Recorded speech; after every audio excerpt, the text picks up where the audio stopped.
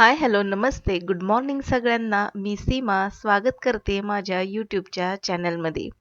आशा करते की तुम्ही स्वस्त, मस्त आणि आनंदी असाल. तर चला आजच्या ब्लॉगला सुरुवात करूया. इथे मी नेहमीप्रमाणेच माझी सगळी सकाळची कामं उरकलेली आहेत. मुलांची तयारी करून दिलेली आहे आणि मुलांचे पप्पा गावी गेले होते आठवड्याभरासाठी आणि ते आज आले.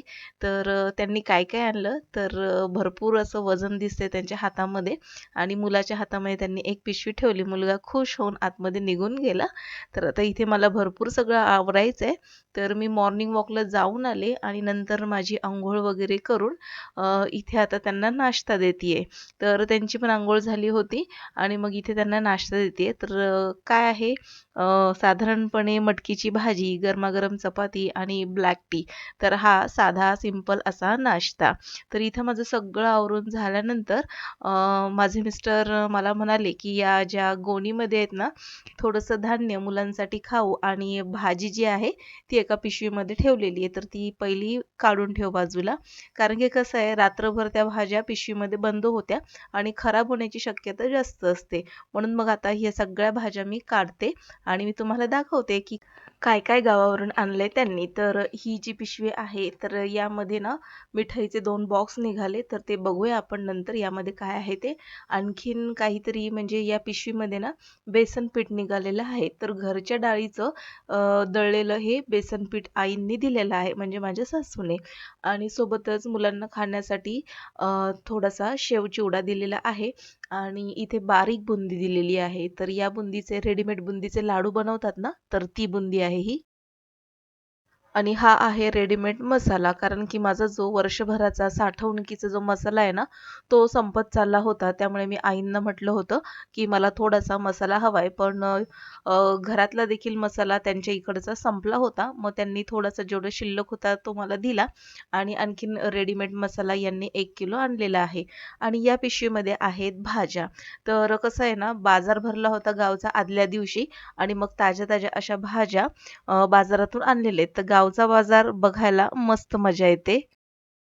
मस्त ताज्या-ताज्या अशा भाज्या ह्या बाजारामध्ये मिळाल्या त्यांना आणि ते घेऊन आलेले आहेत. तर गावी ना या भाज्यांना माळवं म्हणतात. मस्तपैकी ताजं-ताजं माळवं घरी आणलेलं आहे त्यांनी. तर आता ह्या ना भाज्या सगळ्या मी सेपरेट करून ठेवते. तर ही बघा, ही जी वांगी आहेत ना, साधारणपणे पोपटी शेडची, सफेद आणि पोपटी कलरची वांगी, तर इतकी चवदार लागतात ना ही वांगी, मला फार आवडतात. म्हणजे या वांग्याचं तुम्ही पावटे वांगी किंवा मग भरली वांगी बनवा, अप्रतिम अशी ही बनून तयार होतात. आणि सोबतच कोवळी अशी गवार आणि वालपापडी आणलेली आहे त्यांनी. घरचा असा कढीपत्ता आहे, कोबी आहे आणि भरपूर असं आणखीन काही आहे या पिशव्यांमध्ये. तर हे सगळं मी सेपरेट करून ठेवते.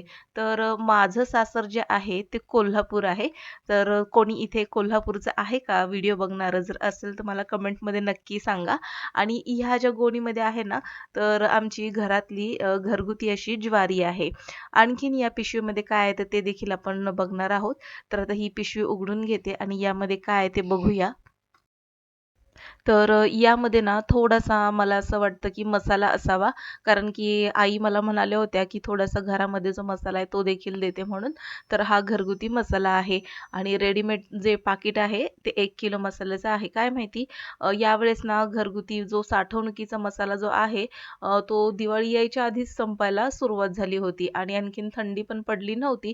त्यामुळे मिरच्या काही बाजारामध्ये हव्या तशा मिळत नव्हत्या. त्यामुळे आता तात्पुरता रेडीमेड मसाला वापरणं गरजेचं आहे.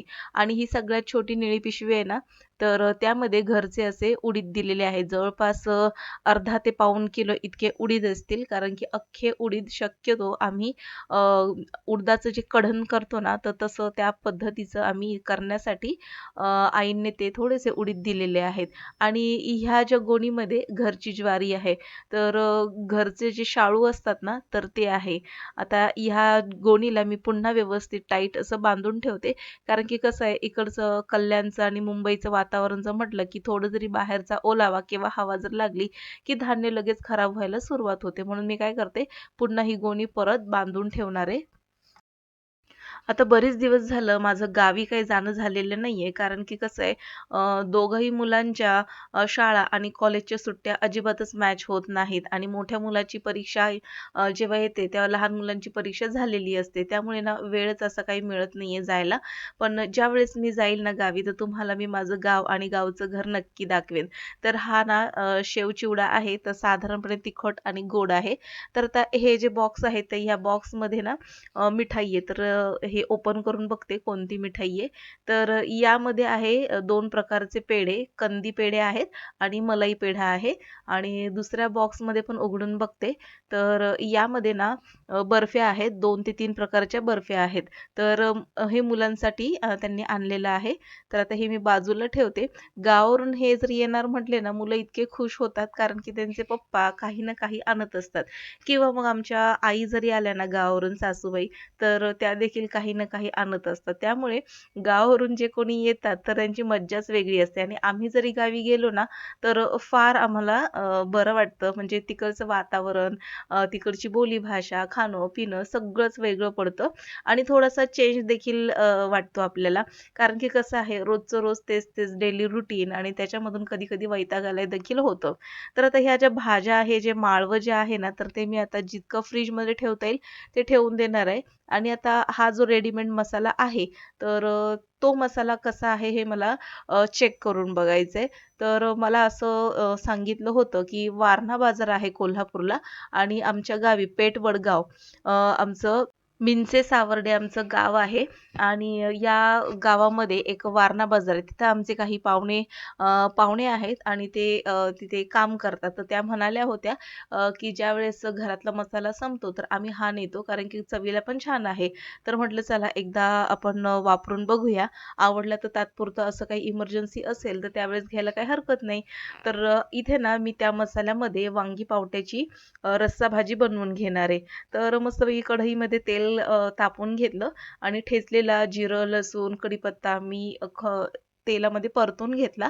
त्यामध्येच हे मसाला घालून घेतला, पुन्हा परतून घेतला आणि आता यामध्ये पावटा आणि चिरलेली वांगी घालून घेतली.